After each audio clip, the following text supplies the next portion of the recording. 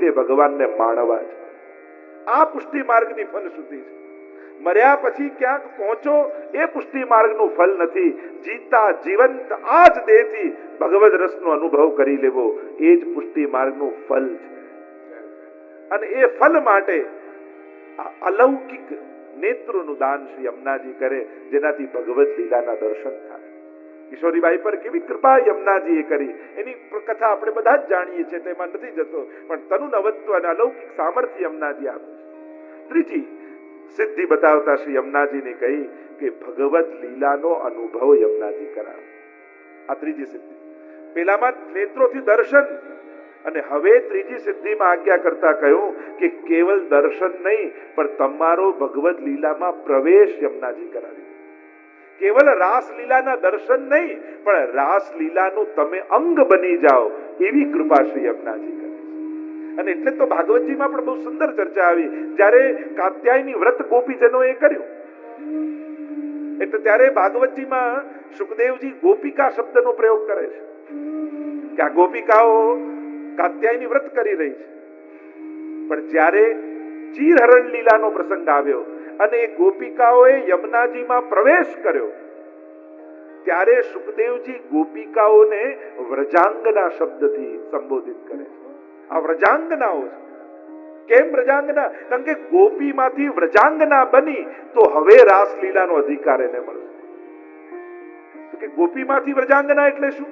તો કે ગોપી હતી, યમુનાજીમાં પ્રવેશ કર્યો એટલે યમુનાજીનું એક નામ છે વ્રજા, અને યમુનાજીમાં પ્રવેશ કર્યો એટલે વ્રજા અંગના થઈ ગઈ. એટલે કે યમુનાજીએ એમનો અંગીકાર કરી એમને પોતાના અંગરૂપ બનાવી દીધા. એટલે કે દરેક ગોપીના હૃદયમાં હવે યમુનાજી બિરાજમાન થઈ ગયા. એટલે હવે ગોપીઓને રાસનો આનંદ મળશે. જ્યાં સુધી યમુનાજીએ પ્રવેશ નહોતો કર્યો, યમુનાજીના અંગરૂપ નહોતા બન્યા, કારણ કે આ તો પુષ્ટિ માર્ગ છે. મર્યાદા માર્ગમાં સ્વીકાર હોય અને પુષ્ટિ માર્ગમાં અંગીકાર હોય. જેમ તમને કોઈ હાથમાં પેંડો આપે તમે સ્વીકાર કરો, પણ જરૂરી નથી કે તમે ખાઓ, કોઈને આપી પણ દો, ફેંકી પણ દો, મૂકી પણ દો. સ્વીકારમાં બધી સંભાવના થાય, પણ એ જ પેંડો મુખમાં મૂકી દીધો તો એ તમારા અંગરૂપ બની ગયો કે? આને કહેવાય અંગીકાર. અંગરૂપ થઈ જવું, તદરૂપ થઈ જવું. અને જ્યારે યમુનાજીમાં ગોપીજનો પધાર્યા એટલે વ્રજાંગના બન્યા. હવે એમને રાસનો અધિકાર. તો યમુનાજીની ચોથી સિદ્ધિ બતાવતા કહ્યું, ત્રીજી સિદ્ધિ ભગવત લીલાનો અનુભવ યમુનાજી કરાવે, એ સ્વયં ભગવત લીલામાં પ્રવેશ કરાવે. હેત કરી દેત શ્રી યમને વાસ કુંજે ઓર રૂપ દેત આપ જૈસી. 41 પદમાં તો ઘણી ચર્ચા કરી શકાય કે યમુનાજી કેવી કૃપા ભક્તો ઉપર કરે છે. આમ ત્રીજી સિદ્ધિ ભગવદ લીલાનો અનુભવ. ચોથી સિદ્ધિ યમુનાજીની છે સંયોગાત્મક 4 સિદ્ધિમાં. ચોથી સિદ્ધિ બતાવતા કહ્યું સર્વાત્મ ભાવની સિદ્ધિ યમુનાજી કરાવે. ઠાકોરજીમાં સર્વાત્મ ભાવ સિદ્ધ થાય. સર્વાત્મ ભાવ એટલે મર્યાદા માર્ગી સર્વાત્મ ભાવ અને પુષ્ટિ માર્ગી સર્વાત્મ ભાવ, આ બંનેમાં ફરક છે. મર્યાદા માર્ગી સર્વાત્મ ભાવ એટલે સર્વમાં આત્મભાવ થવો, એક જ આત્મા સર્વમાં વ્યાપ્ત છે એ અનુભવ થવો, એ મર્યાદા માર્ગી સર્વાત્મ ભાવ છે કે દરેકમાં એક આત્મા દેખાવે. પણ પુષ્ટિ માર્ગી સર્વાત્મ ભાવ એટલે સર્વ ભાવો આત્મા પરક, પરમાત્મા પરક થવા, એ પુષ્ટિ માર્ગી સર્વાત્મ ભાવ. સર્વદા સર્વભાવેન ભજનીય વ્રજાધિપ સસ્યાયમેવ ધર્મો હિ નાન્યક્વાપી કદાચ. ઘણી ઘણી યમનાષ્ટકમાં અદ્ભુત ચર્ચાઓ સર્વાત્મ ભાવ આદિની આવી. અમે નાના હતા ને ત્યારે પ્રફુલ્લચંદ્ર શાસ્ત્રીજી, એમના દીકરા કદાચ અહીંયા બેઠા છે, એમની પાસે આ યમનાષ્ટકનું અધ્યયન કર્યું હતું ટીકામાં. એક ટીકાઓ બહુ સુંદર રીતે એમણે ચર્ચા કરી. તો સર્વાત્મ ભાવની સિદ્ધિ શ્રી યમુનાજીની કૃપાથી થાય કે સર્વ ભાવો પ્રભુ પરક થઈ જાય. તો આ 4 સંયોગાત્મક સિદ્ધિઓ છે અને 4 વિપ્રયોગાત્મક સિદ્ધિની ચર્ચા કરી. જેમ વિરહ અવસ્થામાં ભગવદ આવેશવાળા દેહની પ્રાપ્તિ યમુનાજી કરાવે, દિવ્ય ચક્ષુ આપે જેથી અંતર આત્મામાં જ સર્વ ભગવદ લીલાઓના દર્શન થવા લાગે આ વિરહ અવસ્થામાં. ત્રીજું કહ્યું પ્રભુના ભાવાત્મક સ્વરૂપ વડે ભાવાત્મક રસાનુભવ શ્રી યમુનાજીની કૃપાથી થાય. અને 8મી સિદ્ધિ વિરહાત્મક કહી. વિરહ થતા સર્વત્ર ભગવત દર્શન થવા લાગે. આમ 8 સિદ્ધિ શ્રી યમુનાજી આપે છે. તો એવા શ્રી યમુનાજીને હું નમન કરું છું. નમામિ યમુનામહં સકલ સિદ્ધિ હેતુમ મુદા મુરારી પદ પંકજ સ્ફુરદ મંદ રેણુત્કટા. શ્રી યમુનાજી કેવા છે? અમંદ રેણુ ઉત્કટા. યમુનાજીમાં કેવલ જલ જ નથી, પણ જલ કરતા પણ રજ અધિક છે. યમુનાજીની સ્તુતિમાં આપણે ગાઈએ છીએ, શ્રી કૃષ્ણના ચરણારવિંદની રજતકી શોભીરયા સિદ્ધિ અલૌકિક આપનારા વંદુ શ્રી યમુનાજી. સુપુષ્પની સુવાસથી જંગલ બધું મહેકી રહ્યું ને મંદ શીતલ પવનથી જલ પણ સુગંધિત થઈ રહ્યું. પૂજે સુરાસુર સ્નેહથી બડી સેવતા દૈવી જીવો. વંદન કરો શ્રી યમુનાજીને શ્રી કૃષ્ણ આશ્રય આપજો. વંદન કરું શ્રી યમુનાજીને શ્રી કૃષ્ણ આશ્રય આપજો. શ્રી ઠાકોરજીના ચરણની રજ જ્યાં જલ કરતા પણ અધિક છે. સ્ફુરદ અમંદ રેણુ ઉત્કટા. અને એટલા માટે યમુનાજી કેવલ યમુના જલમાં જ નથી, પણ યમુનાજીના તટમાં રહેલી રજમાં પણ યમુનાજી છે.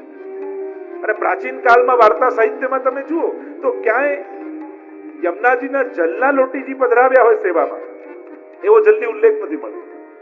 પ્રાય ગુસાઈજી જેને પણ પધરાયા એમને યમુનાજીના તટની રજ સેવામાં પધરાવ્યા. એ રજમાં પણ શ્રી યમુનાજી પ્રગટ રૂપે બિરાજમાન છે. એ રજની પણ ઘણી મહત્તા આપણે ત્યાં કહી છે, હમણાં એનો વિસ્તારનો સમય નથી. તો ત્યાં કહ્યું રેણુ ઉત્કટામ તટસ્થ નવકાનન પ્રકટ મોદ પુષ્પાંબુના. તટમાં ઉગેલા નવકાનન નવીન વનો અને એમાં ઉગેલા વૃક્ષો અને એમાંથી જ્યારે પુષ્પો ખરતા હોય ત્યારે યમુનાજીનું પૂજન કરતા હોય એવું દ્રશ્ય લાગે. કહ્યું સુરાસુર સુપૂજિત સ્મરપિતુ શ્રીયમ બિપ્રતિમ. સુર અને અસુર દ્વારા પૂજિત છો. ટીકામાં આચાર્ય કહ્યું કે સુર કોણ ને અસુર કોણ? 2 પ્રકારના ગોપીજનો વ્રજમાં છે. એક માન ભાવવાળા ગોપીજનો અને બીજા છે દૈન્ય ભાવવાળા ગોપીજનો. અન્ય પૂર્વા અનન્ય પૂર્વા બંને પ્રકારના ગોપીજનો છે વ્રજમાં. તો અહીંયા આચાર્યો સુર અને અસુર એની વ્યાખ્યા એમ નથી કહેતા કે દેવતાઓ ને અસુરો. ટીકામાં આચાર્યો કહે છે સુર ભાવ છે અને અસુર ભાવ છે. તો સુર ભાવવાળા ગોપીજનો અને અસુર ભાવવાળા, તો દૈન્ય ભાવવાળા ગોપીજનો છે એ સુર અને જે માન ભાવવાળા ગોપીજનો છે એ અસુર. તો 2 ભાવવાળા ગોપીજનો અને એના દ્વારા શ્રી યમુનાજી પૂજિત છે. શ્રી ઠાકોરજી કેવા છે? શ્રીયમ બિપ્રતિમ સ્મરપિતુ શ્રીયમ બિપ્રતિમ. ઠાકોરજીની યમુનાજીની શોભા કેવી છે? તો કે સ્મર પિતુ. સ્મર એટલે કામદેવ. જેમ એવી કથા પ્રાચીન પુરાણોમાં કહેવામાં આવે ને કે જ્યારે મહાદેવજીને મોહિત કરવા માટે કામદેવ ગયો અને મહાદેવજીએ ત્રીજું લોચન ખોલ્યું અને ભસ્મ થઈ ગયો કામદેવ, અને એની પત્ની રડતી રડતી રતી આવી કહેવા લાગી કે મારા પતિ મને ક્યારે મળે? તો જબ જદુવંશ કૃષ્ણ અવતારા કૃષ્ણ તનય હોહી પતિ તોરા, કે જ્યારે કૃષ્ણ અવતાર થશે ત્યારે એના પુત્ર રૂપે તારા પતિ તને મળશે. તો આમ ભગવાનના પુત્ર એ પ્રદ્યુમ્નજી એ સાક્ષાત અલૌકિક કામદેવનું સ્વરૂપ છે. અને આમ વર્ણન કરતા યમુનાજીની શોભાને બતાવતા કહ્યું કે યમુનાજીની શોભા કેવી છે? સ્મર એટલે કામદેવ, એના પિતુ એટલે એના પિતા કોણ? તો કે શ્રી કૃષ્ણ. અને શ્રીયમ બિપ્રતિમ શ્રી કૃષ્ણની શોભાને ધારણ કરનારા એવા શ્રી યમુનાજી. એમ કહેતા આગળ ગાન કરતા શ્રી મહાપ્રભુજી આજ્ઞા કરે કલિંદ ગિરિ મસ્તકે વતદ મંદ પૂરોજ્વલા વિલાસ કમળોલસ પ્રકટ ગંડ શૈલોન્નતા સરોષ ગતિ તંતુરા સમધિરૂઢ દોલોત્તમા મુકુંદ ધરતી વર્ધિની જયતિ પદ્મબંધો સુતા. શ્રી યમુનાજીના ભૂતલ પર પધાર્યાના એ પ્રભાના સ્વરૂપનું વર્ણન કરતા શ્રી મહાપ્રભુજી આજ્ઞા કરે. કલિંદ ગિરિમસ્તકે પતત મંદ પૂરોજ્વલા વિલાસ ગમનોલ્લસત પ્રકટ ગંડ શૈલોન્નતા. કલિંદ ગિરિમસ્તકે, કલિંદ પર્વતના મસ્તક પરથી પડતા. કારણ કે યમુનાજીનું પ્રાગટ્ય એક તો ઠાકોરજીના હૃદય પ્રદેશમાંથી છે અને બીજું સૂર્યમાંથી પ્રાગટ્ય માનવામાં આવ્યું. એક આધિદૈવિક સ્વરૂપનું પ્રાગટ્ય, એ ભૌતિક સ્વરૂપનું પ્રાગટ્ય. સુરસુતા પણ કહેવાયા છે શ્રી યમુનાજી. એટલે કલિંદ પર્વત પરથી પડતા. કલિંદ ગિરિમસ્ત કલિમ કલિમ દ્યતિ ખંડયતિ કાલિંદી, જે કલીના દોષોનું ખંડન કરનારા છે, એ જ કાલિંદીનો અર્થ થાય. શ્રી યમુનાજીનું એક નામ કાલિંદી છે.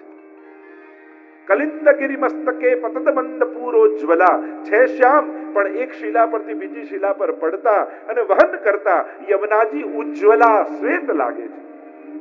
અને આમ વિલાસ ગમનોલ્લસત પ્રકટ ગંડ શૈલોન્નતા, વિલાસ પૂર્વક ગતિ કરતા, એક શિલા પરથી બીજી શિલા ઉપર ગતિ કરતા યમુનાજી સઘોષ ગતિ દંતુરા સમધિરૂઢ દોલોત્તમા.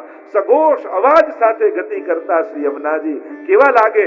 એક શિલા પરથી બીજી શિલા ઉપર જતા સમધિરૂઢ દોલોત્તમા, જાણે ડોલીમાં બેસીને. બે અર્થ કર્યા દોલોત્તમાના. એક દોલનો અર્થ થાય ઝૂલો. આપણે દોલ ઉત્સવ કરીએ છીએ ને, હોલીના બીજા દિવસે ડોલ ઉત્સવ થાય, એટલે ઝૂલો કહેવાય દોલ એટલે સંસ્કૃતમાં. તો જાણે ઝૂલા પર બિરાજીને યમુનાજી ઝૂલતા ન હોય એવું લાગે, જાણે એક શિલા પરથી બીજી શિલા પર ગતિ કરતા હોય ત્યારે. અથવા બીજો એક અર્થ કર્યો દોલોત્તમાનો. દોલ એટલે ડોલી. માનો નવ દુલ્હની આઈ ગવને, 41 પદમાં કહ્યું ને કે યમુનાજી પધારતા